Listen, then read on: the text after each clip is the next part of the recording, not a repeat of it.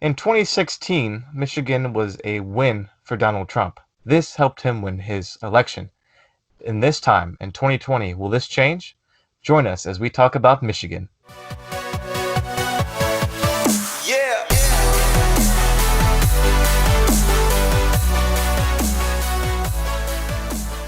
Hey guys, welcome back again to the Mr. R Show. Today we are excited because we are doing another state election profile. Today we're doing Michigan.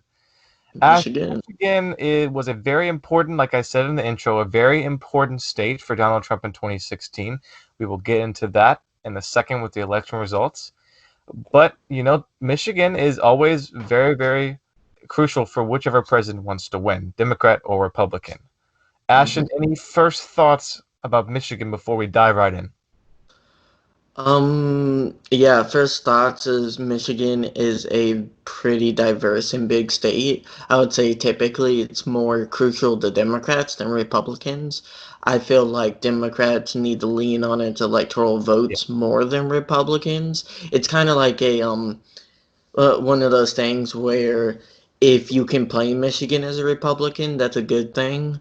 And if you can win as a Republican, it's kind of like helps buffer your wins because there's like a narrow path, more narrow path in electoral college than I would say Democrats have a wider path, Hmm. Republicans have a more narrow path. So Michigan's always been a state where I see it as a state becoming more of a toss up and less democratic. And especially in the future, if Republicans start getting competitive again in those suburban areas, which I don't think they will be as competitive this election, but uh, nevertheless, it's definitely going to be a toss up state in the Yeah, future. definitely, definitely. But Ashton, let's get straight into the election history in Michigan. It's an interesting state about how they elected. Ashton, do you want to dive right in and just talk about some of their history? Yeah, they are a very they're not as much of a single-minded state as you would think. That it's always Michigan's been weird because they go through phases, it seems like, of voting for one party and they'll just snap to one state for it for a few elections, then snap back. So they're very I don't know, I would say bipolar. Uh of a state. It's very snappy. Went 54, 44, like 10 points for Obama. That's a pretty big win. And Trump ended up winning it. And it's a part of the Rust Belt, a big region Trump Yeah, won, a majority of states in. And it's going to be a key to his reelection if he hopes to stay in the White House. 100% agree. If just to go like harp on your point about kind of the loyalty, sort of how they like they're bipolar and they choose a certain party for a couple years, a couple elections, and then switch. They've been voting six straight elections Democratic from 1992 until the recent election when, of course, Trump won. Like we said, huge Hmm. win for Trump. That was one of the reasons why he won, was because he got it from Hillary Clinton. I would not say that if you look at the 2016 results up on your screen right now. You look at 2016, Trump beat Clinton by what's that, 0.222, Yeah, .22%. it was something like a few thousand I votes, mean, like 8,000 it votes. was crazy. You look back now at the 2012 election results.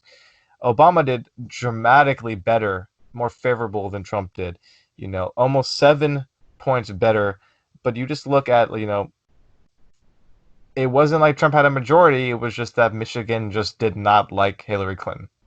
Just did not. Yeah, I get a little irritated when people say their vote doesn't matter. In some states, it really does. It really does. Yeah. And Trump won his presidency by getting 70,000 votes over three states, Michigan, Pennsylvania, and Wisconsin. In Michigan, was the thinnest margin, like you said, than Pennsylvania and Wisconsin. And it's just a crazy thing. Think all it would have taken is 4,000 people switching their minds, or another, what, 8,001 voters coming out and voting for Clinton to flip it. It wouldn't have made a difference individually.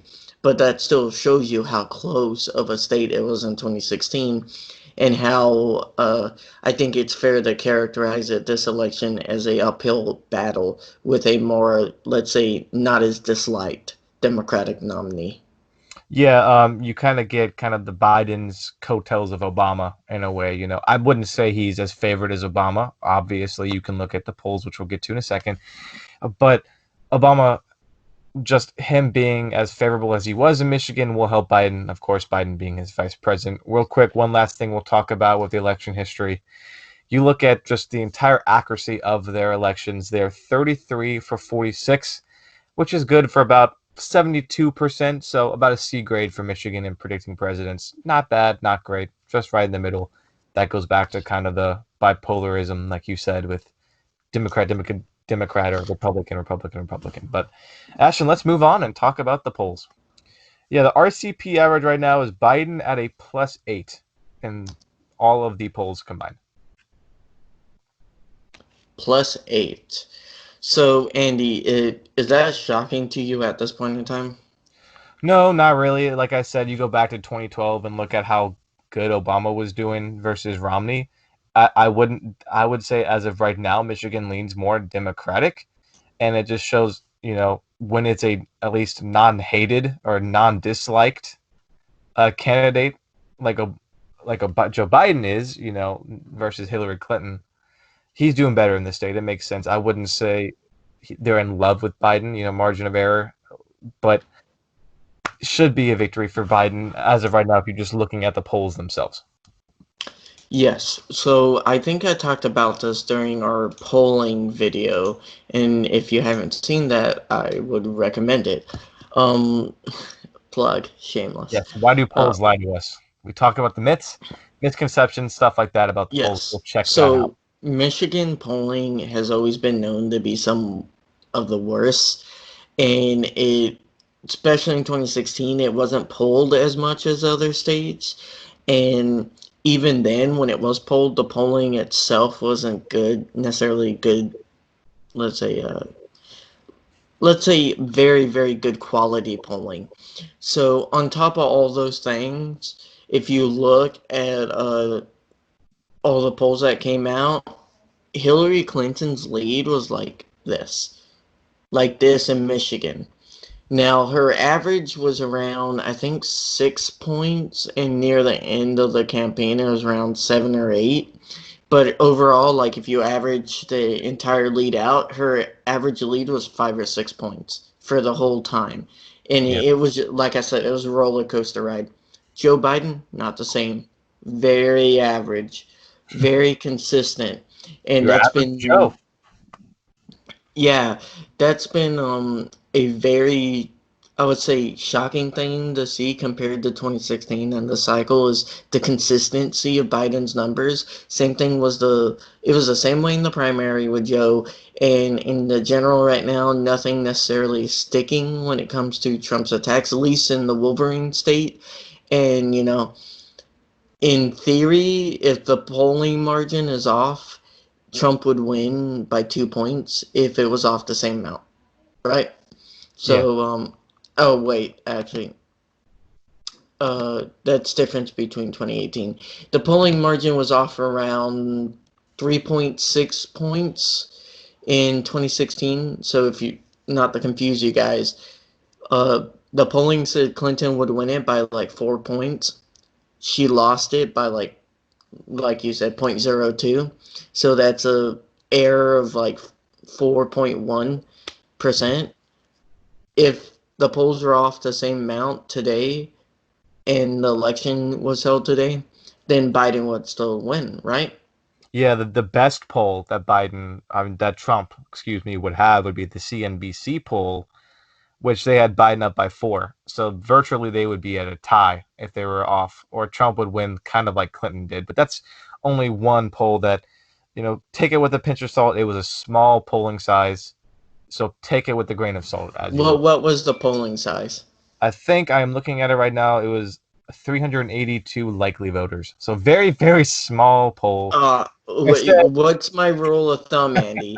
You never listen to what? likely Never voters. listen to a poll, especially a national poll, that's below 1,000. A state poll, depending on the size of the state, I wouldn't listen to anything less than 800 Like I because said, Ashton, take it with a pinch of salt. I'm just saying that's the best case poll for Trump right now.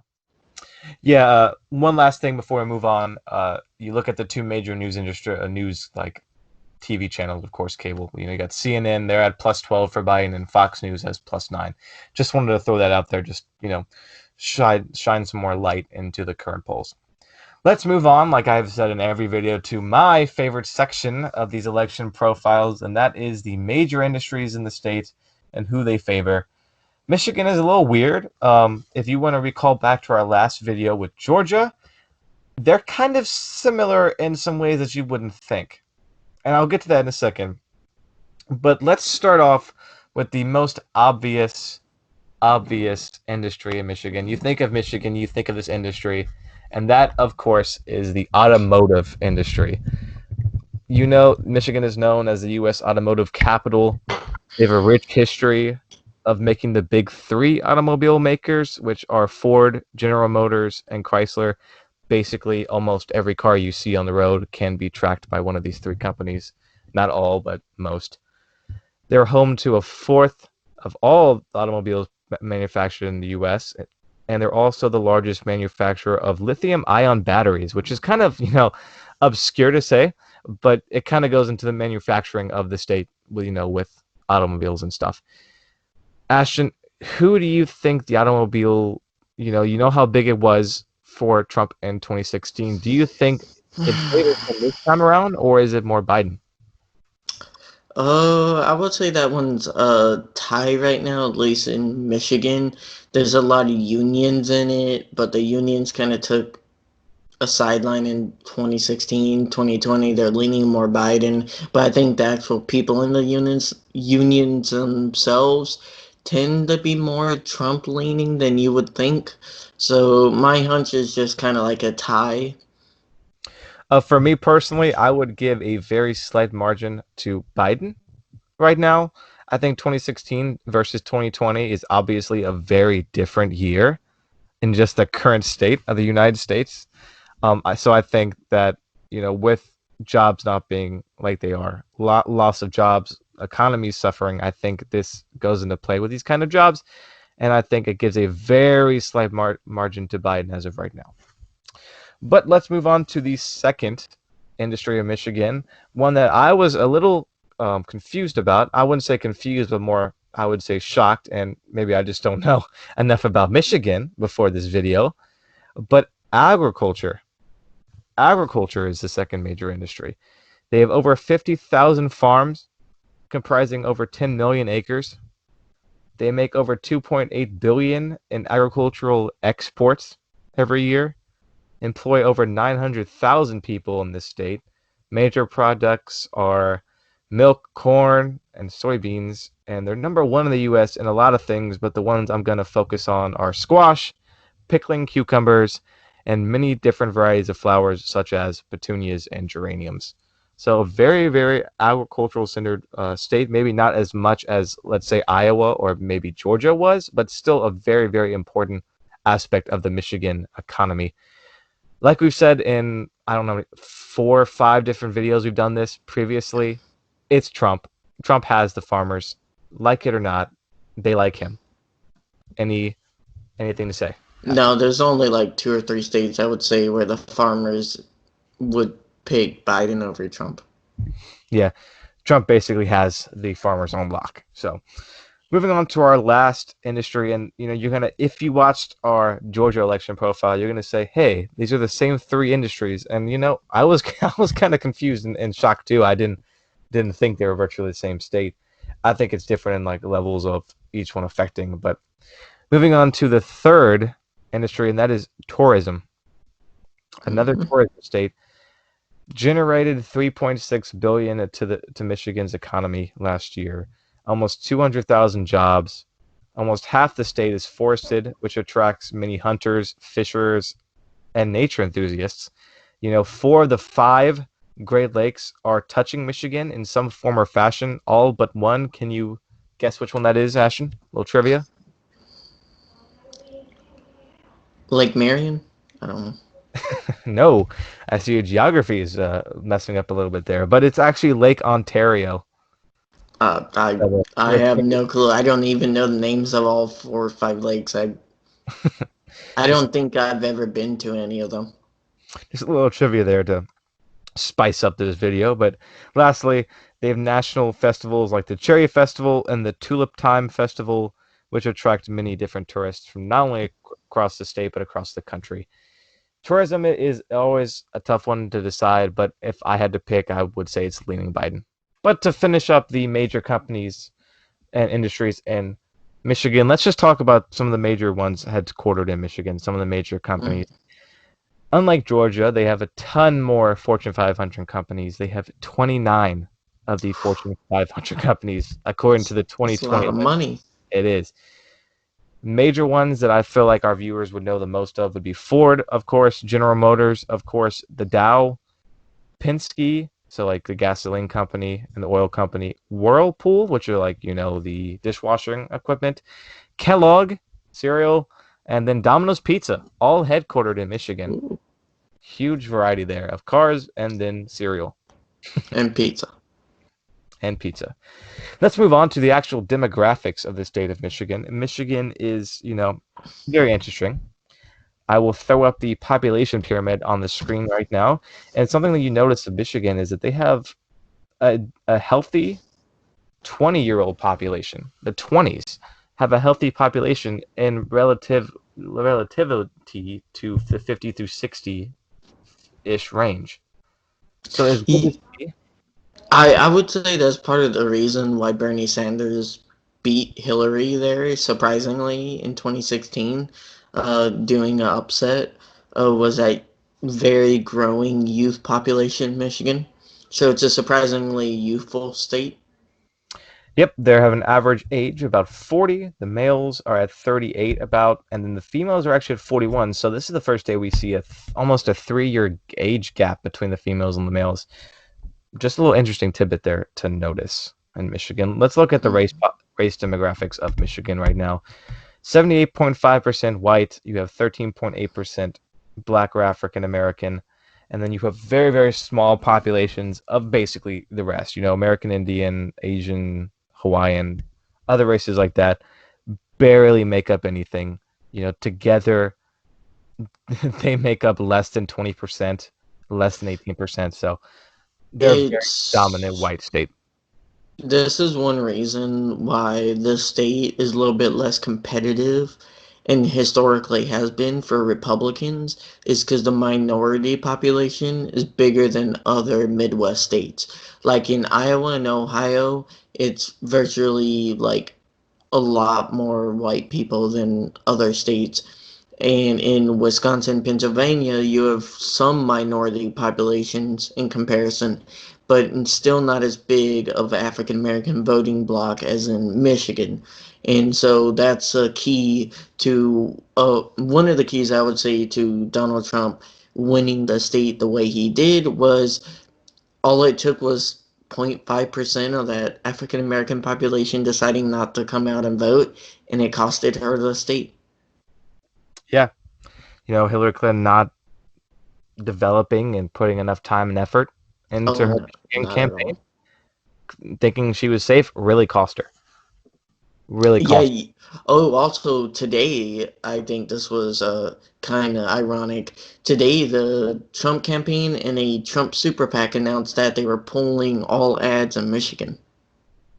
Wow. So, um, Guess I they fell think off that's the dog. kind of time to go into.